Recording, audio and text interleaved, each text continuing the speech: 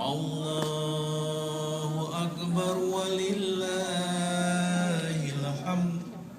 Allahu Akbar, Allahu Akbar, Allahu Akbar. La ilaha illallah, Allahu Akbar. Allahu Akbar. La ilaha illallah, Allahu Akbar. Allahu Akbar walillahil hamd. Allahu Akbar kabir, Allahu Akbar kabira, walhamdulillahi katsira, wa subhanallahi bukratan wa asila. La ilaha illallah wa la na'budu illa iyyah, mukhlisina lahuddin walau karihal kafirun. La ilaha illallah wahdah, sadaqa wa'dah, wa nasara 'abdah, wa 'azza jundahu wa hazamal ahzaba wahdah. La ilaha illallah wallahu akbar. Allahu akbar walillahil hamd.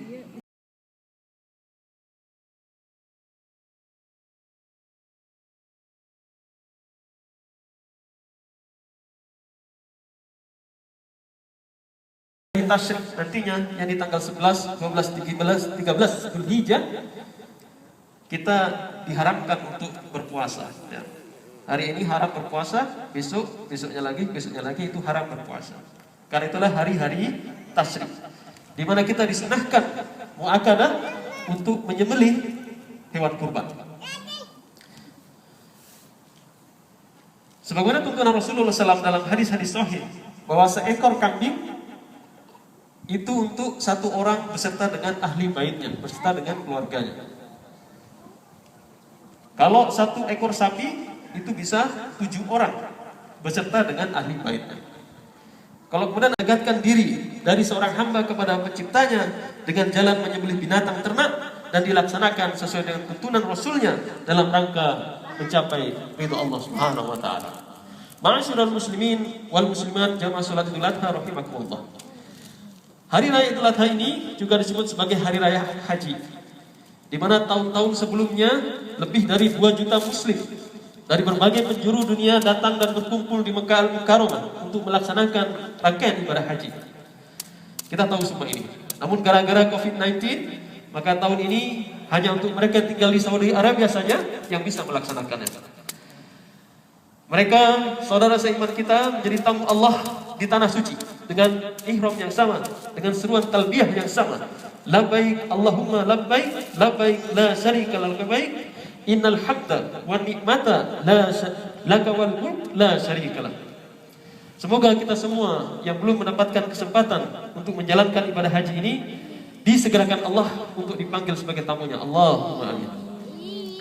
Ma'asyiral muslimin wal muslimat jamaah salat Idul Adha rahimakumullah.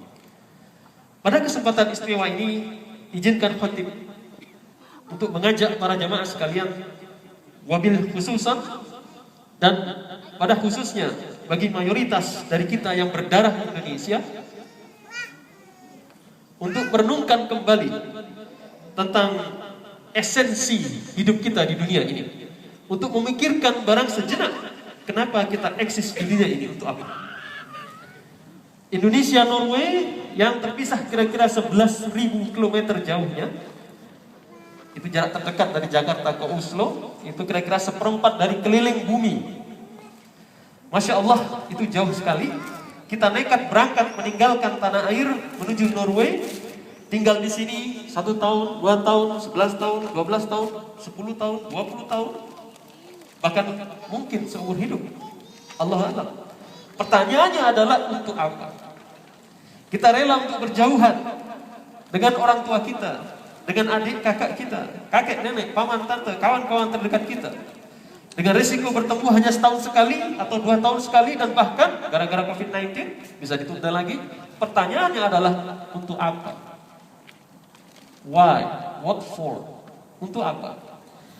Mungkin ada yang menjawab untuk melaksanakan tugas. Mungkin ada yang menjawab untuk mendampingi suami istri, untuk belajar, master, doktoral, atau mungkin studi yang lain. Mungkin ada yang menjawab untuk mencari nafkah, entah sebagai karyawan suatu perusahaan multinasional atau sebagai pengusaha. Mungkin ada yang menjawab untuk cari jodoh dan berbagai macam jawaban yang lain. Nah, pertanyaannya kembali, apakah hanya itu? Apakah hanya itu alasan mendasar kita untuk meninggalkan tanah air? Apakah hanya itu misi utama kita untuk meninggalkan tanah air? Sehingga kita rela meninggalkan keluarga dan sanak saudara kita, hingga rela meninggalkan lingkungan bi'ah yang barangkali lebih kondusif bagi pemeliharaan agama dan iman kita, hingga rela meninggalkan lingkungan yang mana masjid dan musola ada di mana-mana, di mana seruan adzan, panggilan sholat tidak pernah absen 5 kali sehari semalam. Hingga rela kita meninggalkan lingkungan di mana pengajian dan majelis taklim ada di mana-mana. Kita tinggal pilih saja sampai bingung. Sampai mungkin nggak berangkat juga. Pertanyaan mendasar tadi, kita tidak perlu membuka Wikipedia misalkan. Kita tidak perlu melakukan Google search gitu ya. Kita cukup membuka Al-Quran surat Az-Zariyat ayat 56, di mana Allah Subhanahu wa taala berfirman, "Wa ma khalaqtul jinna wal insa illa liya'budun." Dan aku tidak menciptakan jin dan manusia melainkan supaya mereka mengabdi kepada Allah. Jadi jawabannya sungguh sangat sederhana. Yakni misi utama kita hidup dunia adalah mengabdi kepada Allah. Menyembah kepada Allah untuk hidup sesuai dengan tuntunan dan petunjuknya, untuk mematuhi semua perintahnya dan menjauhi semua larangannya. Ini berlaku kapan saja, sejak kita kecil hingga kita wafat nanti, dan juga berlaku di mana saja, baik di tanah air ataupun di sini. Maka adalah sah-sah saja manakala alasan kita untuk tinggal dan hidup di Norway ini adalah untuk melaksanakan tugas misalkan, untuk mendampingi suami istri misalkan, untuk belajar lanjut misalkan, untuk mencari nafkah baik sebagai karyawan ataupun pengusaha misalkan, atau bahkan untuk cari jodoh sekalipun sah. Semua itu sah-sah saja selama kita masih memegang teguh misi utama hidup kita di dunia ini, yakni untuk mengabdi kepada Allah dalam semua dimensi kehidupan yang meliputi unsur-unsur iman, unsur-unsur ihsan, unsur-unsur iman, Islam dan ihsan, ya, 3 hal itu. Baik yang terkait hubungan langsung dengan Allah, hablum minallah, ataupun yang terkait dengan hubungan dengan sesama manusia, yakni hablum minallah. Ketika mencari ilmu, entah bachelor, master atau doktoral, lakukan secara islami.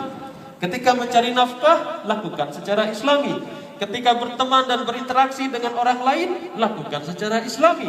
Ketika mencari jodoh, lakukan secara islami. Ketika menikah dan membentuk keluarga, lakukan secara islami. Ketika membesarkan, mempunyai anak, membesarkan anak, mengasuh anak, lakukan secara islami dan seterusnya. Itulah misi kita sesungguhnya. Untukmu 2 perkara. Amro ini 2 perkara. Kamu tidak akan sesat selama berpegang teguh kepada keduanya, yakni kitabullah Al-Quran dan sunnatul Rasul dan sunnah-sunnahnya. Kalau kita berpegang pada keduanya, insya Allah kita tidak akan tersesat selama-lamanya. Ma'asyiral muslimin wal muslimat rahimakumullah. Ketika kita semua mengaku sebagai muslim, mengaku beragama Islam, mengaku beriman, dan telah nyata pula datang di hadapan kita Al-Quran, datang di hadapan kita As-Sunnah, namun kemudian petunjuk-petunjuk Allah SWT yang ada di sana kita cuekin, kita abaikan, kita lupakan, kita tinggalkan, maka tidaklah heran kalau hidup kita menjadi susah. Dunia yang luas ini terasa sempit, harta yang melimpah dan banyak, dan segala kenikmatan hidup terasa begitu hambar, tidak ada maknanya. Dan perlahan tapi pasti kita tenggelam dalam kehampaan jiwa, kegersangan nilai-nilai hidup, dan bahkan dalam kubangan dosa dan kemungkaran. Nauzubillah min dzalik. Maka dalam surat Toha ayat 1, 2, 3, 1, 2, 6 Allah SWT berfirman, "Fa imma ya'tiyannakum minni huda, faman ittaba'a hudaya fala yadillu wa la yashqa, Maka jika datang kepadamu petunjuk daripadaku Allah, lalu barang siapa yang mengikuti petunjukku, fala yadillu wala yasqa, maka dia tidak akan sesat dan tidak akan celaka. Namun, wa man a'rada an dzikri, fa inna lahu ma'isyatan dhanka wa nahsyuruhu yaumal qiyamah a'ma. Dan barang siapa yang berpaling dari peringatanku, berpaling dari Al-Quran, berpaling dari agama ini, maka sesungguhnya baginya, kata Allah, penghidupan yang sempit, ma'isyatan dhanka. Dan kami, Allah akan menghimpunkan orang-orang seperti ini pada hari kiamat dalam keadaan a'ma, dalam keadaan buta. Maka orang-orang seperti akan protes di yaumul kiamah, di padang mahsyar, ketika dibangkitkan Allah dalam keadaan a'ma, dalam keadaan buta. Dia akan protes kepada Allah. Qala, mereka berkata, Rabbi, ya Tuhanku, lima hasyartani a'ma, kenapa engkau bangkitkan aku dalam keadaan buta? Wa qad kunta basira, padahal aku di dunia aku bisa melihat, mataku baik, mataku indah, begitu ya. Namun apa kata Allah? Qala kadzalika ataska ayatuna fanasitaha wa kadzalikal yauma tunsa. Itu hanyalah balasan. Allah SWT berfirman, demikianlah telah datang kepadamu ayat-ayat kami, tapi apa yang kamu lakukan? Fanasitaha, engkau melupakannya. Hari ini pun kamu dilupakan. Tentu kita semua tidak ingin. Walaupun tidak mudah untuk menghindar, apalagi kita berhadapan dengan asymptomatic people, mereka yang tidak punya gejala, OTG. Juga karena Norwegia sudah mulai membuka negaranya untuk wisatawan yang datang dari Schengen area, yang bisa saja masuk membawa virus COVID-19. Atas pertimbangan itu semua, kami memutuskan mengadakan sholat Idul Adha ini dalam jumlah yang terbatas, dan sekali lagi kami mohon maaf sebesar-besarnya kepada saudara-saudara sekalian yang hanya bisa dalam jumlah sedikit terbatas bisa datang ke sini. Saudara-saudara umat muslim yang dirahmati Allah, saya tidak ingin panjang-panjang, tapi izinkan saya untuk menyampaikan beberapa hal saja. Karena kita masih hidup dalam keadaan yang belum sepenuhnya aman dari ancaman COVID-19. Kami hanya berharap agar saudara-saudara semua waspada, menjaga diri dan keluarga, menjalankan protokol kesehatan. Kita semua adalah satu bangsa, kita semua bersaudara, kita semua harus saling menjaga dan saling bantu satu dengan yang lain. Dalam hal saudara-saudara membutuhkan bantuan Duta Besar Republik Indonesia, satu dan lain hal, kami minta saudara untuk tidak segan-segan menghubungi kami secepat mungkin. Kami akan siap untuk memberikan bantuan sesuai dengan kapasitas dan kemampuan kami tentunya. Jadi saudara-saudara, terakhir saya hanya mengucapkan pada saudara untuk tetap menjaga kesehatan, pakai masker, cuci tangan, dan menjaga jarak, social distancing, stay safe and stay healthy. Saudara-saudara, sebelum saya mengakhiri pidato pendek ini, izinkan saya dalam kesempatan ini memperkenalkan beberapa diplomat baru Republik Indonesia di Oslo yang mungkin belum semuanya sempat untuk bertemu. Pertama yang ingin saya perkenalkan adalah saudara Yudi Fitriandi. Ya. Boleh berdiri sebentar, Pak Yudi. Ya. Hadap ke sana dong, Pak. Nah, Pak Yudi Fitriandi ini sudah datang beberapa bulan, ya, menggantikan Pak Nilton Amaral, Minister Councilors, yang menangani bidang politik, tapi juga sekaligus merangkap sebagai komandan kantor. Pak Yudi adalah diplomat senior yang sudah bertugas di Polandia, di Belanda, dan Vietnam. Di samping menjabat beberapa posisi di Kementerian Luar Negeri di Jakarta. Selamat datang.